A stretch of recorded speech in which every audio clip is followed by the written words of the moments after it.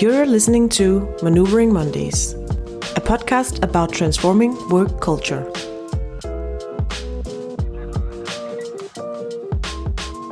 In this first part of the episode, we follow the fictional story of Marie, who's an HR manager in the edtech company Zebra Apps, as she maneuvers the challenges of transforming their work culture.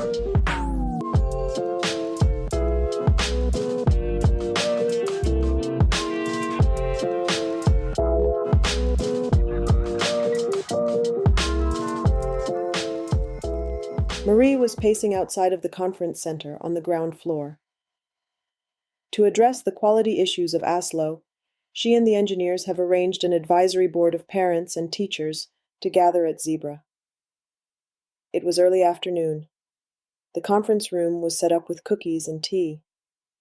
The lobby was prepped with signs leading to the conference room.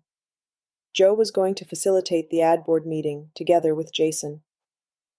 They had already gone through the steps of the workshop with Marie. There was nothing Marie needed to do, except pace and wait for the ad board members to arrive. "Hey, Marie," a voice said from behind her. Marie turned around and saw Andrea. "Oh, hey," Marie said. "I haven't seen you in a long time." "Jacque has me calculating different scenarios for what we can do with the data center," Andrea said. "Which one is in the lead?" Marie asked. Andrea shook her head. "None of them are great," she said. Marie looked at her. "Are you okay with the court proceedings?" Marie asked. Andrea smiled with half of her face. "I am okay," she said. Marie opened her mouth and wanted to ask all the questions she had about what was actually happening between Frank and Andrea, and why they were in court in the first place, but she managed to compose herself. "Look," Andrea said. "We will move past this. I will move past it. If it were up to me alone, I would have just let this whole thing stay in Moscow." "So you did travel to Russia with Frank and Natalie," Marie said, dropping her jaw. Andrea frowned her brows. "Yes," she said.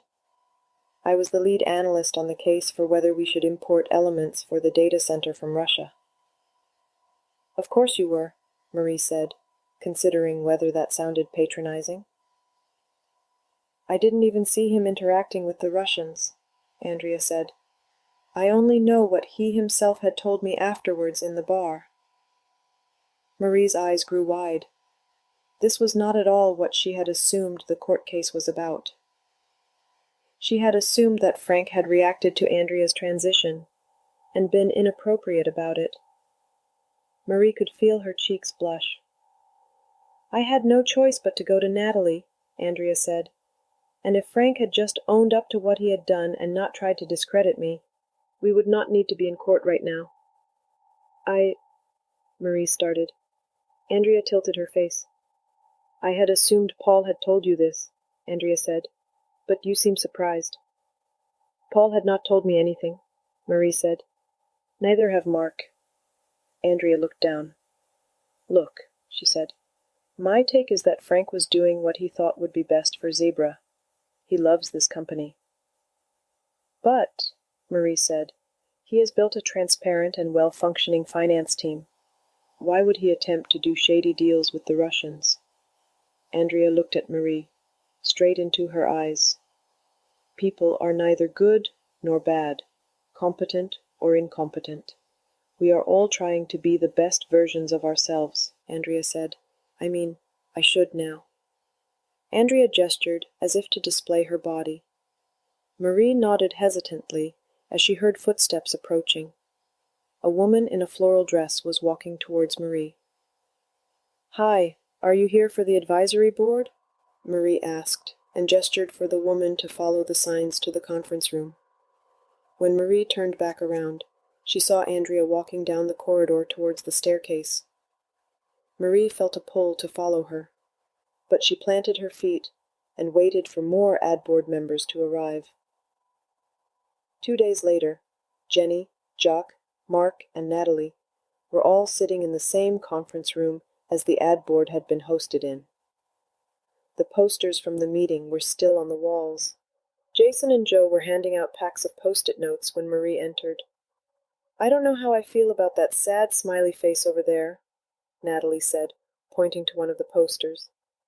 "Just wait till you start reading this poster here," Jacques said, walking over to the poster that said, "Describe experience in one word." He took off a poster that read frustrating and another one that said disappointing. "All in good time," Joe said, looking at Jacques and gesturing for him to sit down. Marie walked in and sat down. Jason stood in front of the big TV screen in the room and closed the door. He turned towards the group. "As you know, we conducted an advisory board to understand exactly what is happening when users interact with ASLO," Jason said. "We had representatives from both the teacher's side and the parents' side," Joe said, from the back of the room. "We had no trouble finding volunteers," Jason said and raised his eyebrows. "Everyone used to love ASLO," Joe continued, "so there was a lot of frustration in the room." "What are they frustrated with?" Natalie asked, picking up her phone and then putting it down. "Well," Jason said, looking around the room. "Everything," Joe said. Jacques scoffed. "Let's look at some of the major frustrations points," Jason said, and walked over to one of the posters. "ASLO is slow," Jason said, pointing to one of the clusters of post-its. "It is buggy and crashes often," he continued, "and teachers find it hard to create a coherent learning progression plan. And according to the parents, it has become harder to maintain their kids' focus on doing their lesson plan," Joe said. Natalie looked up from her phone. She stood up and walked over to Jason. She read the notes in each cluster, touching each one with her fingertips. She put her forehead against the wall. The room was quiet. Natalie turned around. "It is not just the UX," she said. She sighed. Then she pointed at the first two clusters of notes. "It is our code," she said. Then she pointed towards the second of the two clusters. "But it is also the soul of our product," she said. "It is the design of the learning experience." Jacques stood up and walked over to Natalie. He pointed to the first two clusters. "This we knew. This is about the way we organize our teams and how we integrate changes into the foundation of ASLO versus how we adapt it to the teams," he said. "But this is also about the way we price the product," Jenny said. "Right, Jacques?" "Yes," he said. "We currently fund the client adaptations and not the upkeep of the platform itself," Jacques said. He waited a beat, then added, "Like a pyramid scheme." Jenny nodded. Natalie sat down on the floor next to the poster. Jacques followed her with his eyes. "What are you doing?" he asked. "I need to talk to Mark," Natalie said. She looked around. "Everyone else please leave," she said. Marie looked around. She catched the gaze of Mark. He smiled at her and nodded towards the door, but he had concern in his eyes. Jenny, Jacques, and Marie decided to get coffee in the conference center kitchen, while Natalie spoke to Mark. Joe and Jason sat down in an adjacent conference room to prepare to send out a user survey to firm up the observations they had gathered from the ad board. "What was that about?" Marie asked. "She relies on Mark a lot," Jacques said. "She is a teacher," Jenny said. "If our products fail in teaching, that is a personal failing." Marie nodded. "How is the quality of our product trending?" Marie asked. Jenny scoffed. "You may be the person best positioned to answer that," Jenny said. Marie raised an eyebrow. "It's all on your boards now," Janice said, shaking her head. "Let's just dwell on the fact that you are head of engineering, Jenny," Jacques said. "You are accountable for our product." Jenny frowned her eyebrows. "I don't know about the quality of the code or whether it is better integrated," Marie said. "But our new setup with strings ensuring that teams talk to each other seems to be working. Drew was telling me that they had identified 2 features that were being implemented that would have canceled each other out." Jenny looked towards the conference room. "How long do you think they will be in there?" Jenny asked. Jock shrugged. Shaine walked into the kitchen. He looked around, his eyes settling on Marie's. "Is this a meeting?" he asked. "No, go ahead," Marie said and moved away from the coffee machine.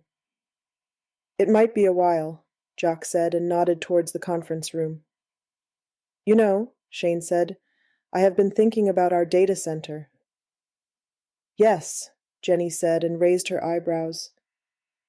"Why don't we pivot into supporting large language model calculations?" he said. "You know, for generative AI. "That sounds like the same scenario as renting the data center out to other companies," Jock said. "That you and Andrea are already looking into." "It is not quite the same," Shaine said. "This would be a specialization of the data center, using the same segregation that we already have in place for schools to ensure that their data does not get intertwined, but providing it to, for example, health technology companies." Jacque's eyes widened. "Then it would actually be a benefit that we have created this monstrously secure and completely redundant data center," Shaine said. One side of his lips stretched to a smile. Jenny nodded and touched her chin with her hand. "That's actually a good point," Jenny said. Shaine looked at Marie. "I'm telling you, no one knows what I can do," he said. Marie raised an eyebrow. "How did you get this idea?" Jock asked. "TikTok," Shaine said. "I saw this Bitcoin farmer in Russia convert his facility into LLM hosting." "TikTok," Jock said, lifting his lip. "You would be surprised what you can learn there," Shaine said. Jock shook his head. "You are a cracker, Shaine," he said, "but I do want to understand more about this idea. Do you have time now?" "Sure," Shaine said. He picked up his coffee cup from the machine. Jacque grabbed Jenny by the shoulder. "I need you for this too," he said. Jenny followed the movement of his hand out of the kitchenette.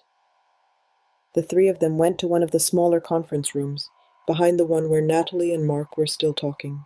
Marie finished her coffee and decided to check in on Mark and Natalie. She passed the meeting room and looked through the glass window next to the door.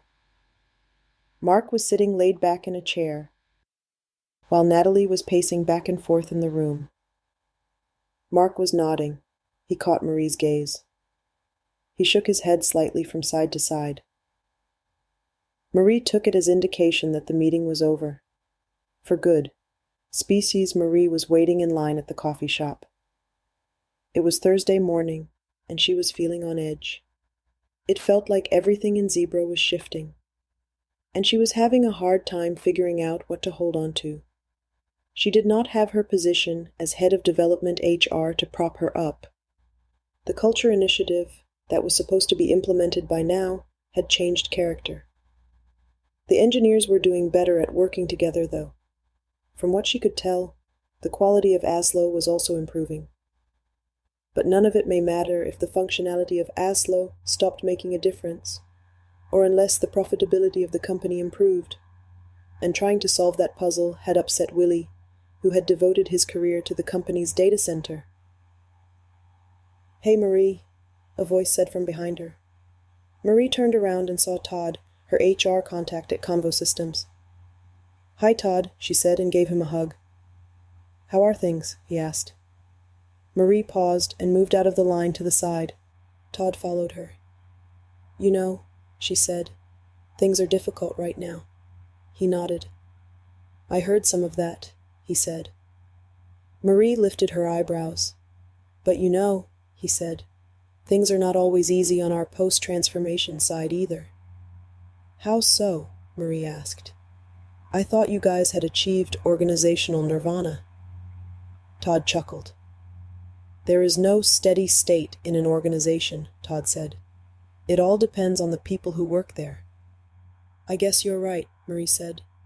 "Since Richard joined," Todd said, "things have started to get more difficult." "What?" Marie said, and opened her mouth. "But he would gel with your values perfectly." "Indeed," Todd said. "But his vision for our technology is somewhat at odds with how we have built the company so far. He really likes to own and control the full value chain." Marie smiled. Yes, she said. That is why we have a data center at Zebra. Well, if we are not careful, Todd said, we might end up having a data center at ConvoSystems. Data centers are their own type of animals, Marie said. They may be a zebra, Todd said. You have our zebra, Marie said. He might prefer to be yours, Todd said. Marie and Todd looked at each other. I was naive, you know, Marie said. Yes, you were, Todd said with a grin. Wait a minute, Marie said. What are you talking about? I was naive, too, Todd said, thinking that transforming ConvoSystems to be a more human-friendly workplace would be the end of the road. It seems more like a beginning, Marie said. And the end is unknown, Todd said. Todd put a hand on Marie's shoulder. Marie could feel her eyes moistening up. From now on, how about we travel this path together? He asked. Marie looked into Todd's hazel brown eyes. She felt a warmth spread from the center of her chest to her abdomen. I would like that, Marie said. Todd smiled, softly. He looked around. How about we make Thursday morning coffee a thing, he said, one naive HR professional to another. Marie nodded. I would like that, she said, nodding. Shall we order? He asked, and they both got back in line. Jacques was sitting in Marie's chair when she came into her shared office with the engineers. Coming in at a leisurely hour, are we? He asked. Drew scoffed from behind his desk. I had coffee with Todd from ConvoSystems, she said.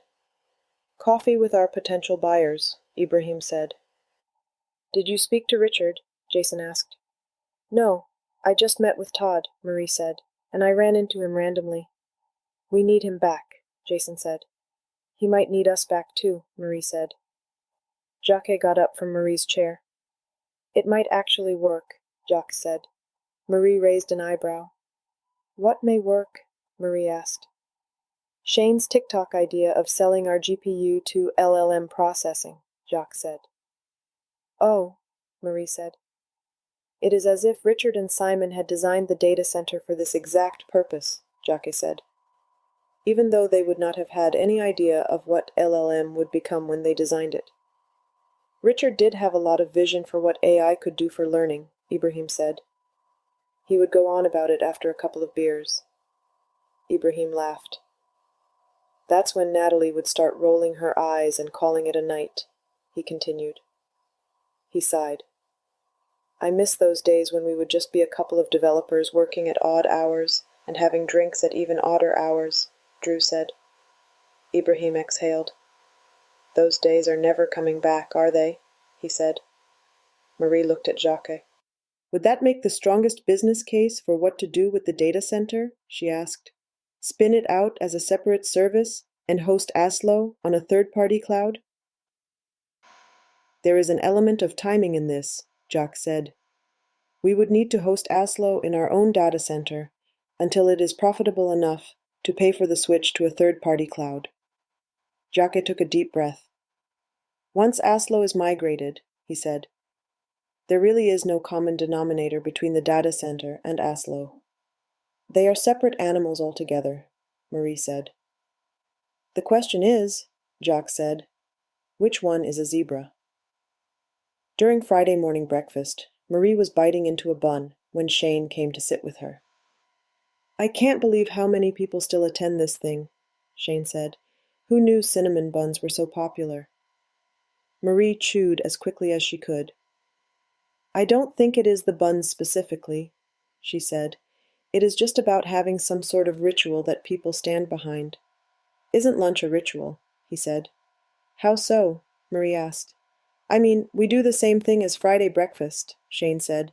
Everyone meets up in the canteen and eats. Except we do it every day at noon, rather than on Friday mornings. Marie looked up at the ceiling. I see your point, she said. I like the secret bun meetups that we had upstairs, Shaine said. This feels more corporate. We have institutionalized breakfast, Marie said.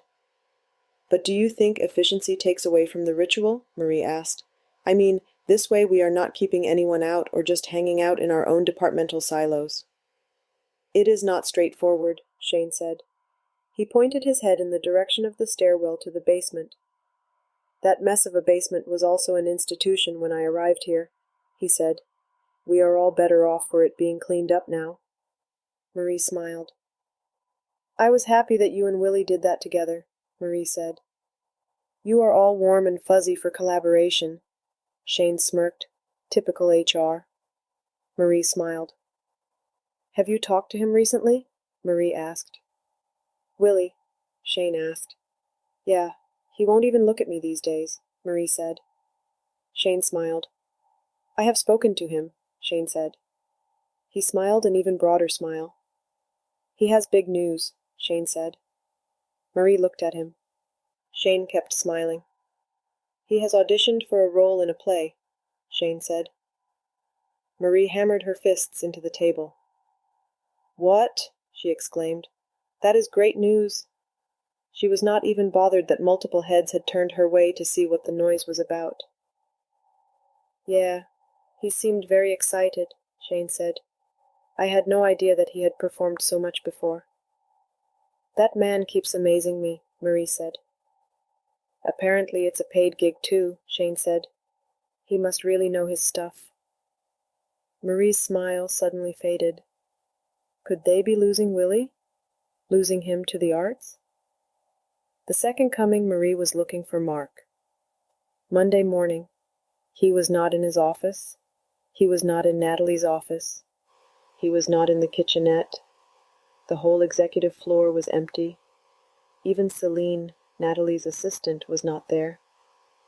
Finally, Marie checked the conference center. There she found Natalie with Jason drawing on a whiteboard. Marie peeked through the window next to the door in the conference room. Neither Jason or Natalie noticed her. She has decided to fix it, Mark said. Marie's shoulders jumped to her ears and she turned around. Jesus, she said. You startled me. That is what she decided last week, Mark sighed. To fix it, Marie said. Mark nodded. To fix what? Marie asked. The whole thing, Mark said. The UX of ASLO, the learning paths for students, the teaching experience.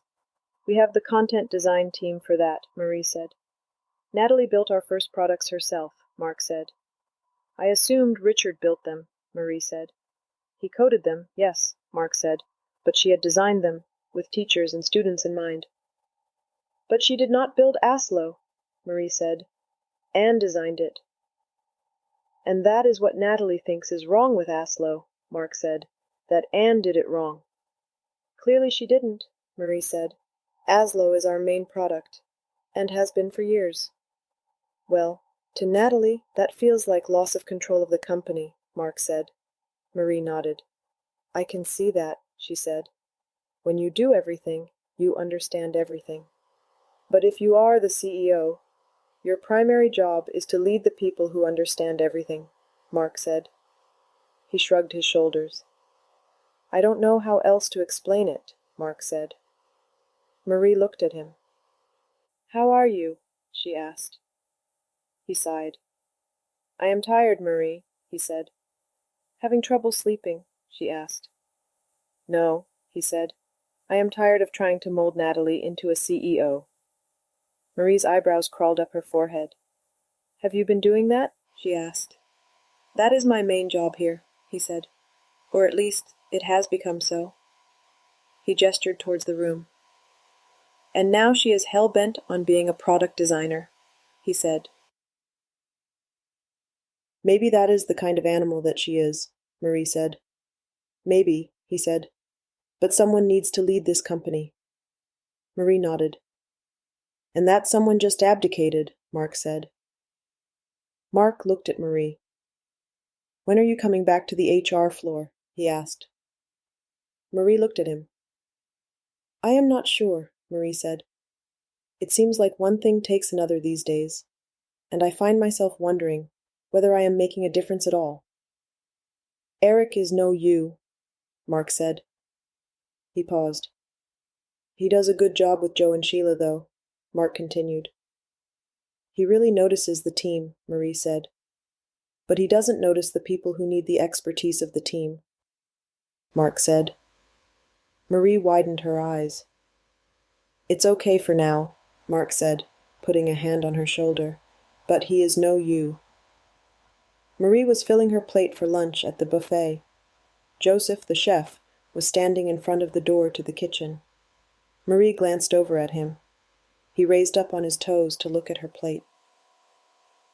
Marie smiled with one side of her face. He weakly smiled back. Marie sat down at a table where Eric and Lily were already sitting. Joseph seems less chipper today, Marie said. His daughter is in the hospital, Eric said. Oh no, Marie said. She has stopped eating again, Eric continued. Marie's stomach sank. He did say that she had been battling an eating disorder, Marie said. Eric nodded. Marie looked over at where Joseph had been standing, but he had already returned to the kitchen.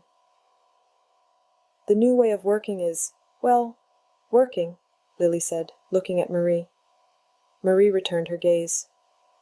I am happy to hear that, Marie said. In my team, we have picked a value to focus on for this sprint, Lily said. Like a goal for a sprint that is a value, Eric asked. Yeah, Lily said.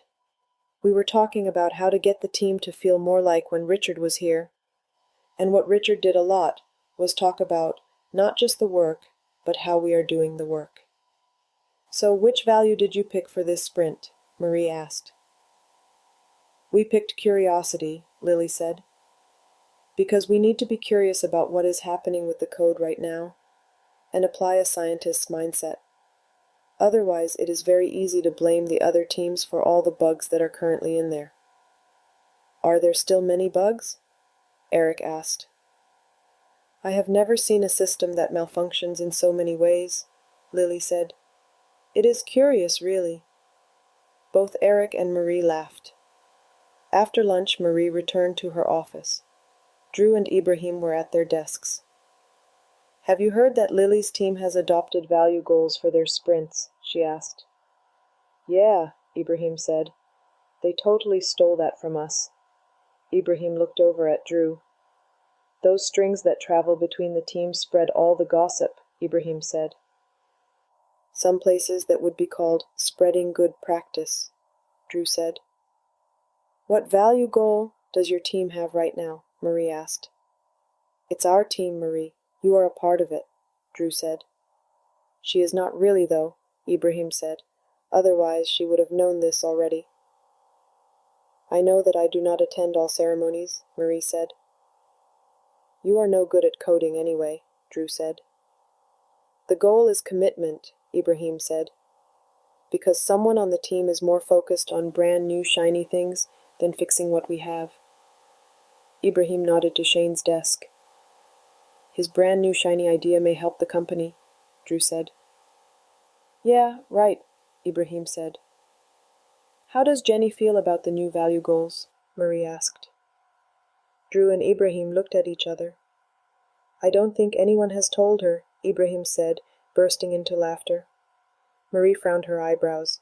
That Friday Jacques had arranged a full-day meeting for Jenny, Natalie, Mark, and Marie to go over the opportunities for revising the pricing structure, as well as cases for making the data center a profit center. Andrea and Shaine would be presenting the business cases. Aisha was presenting the current state of finances for Zebra.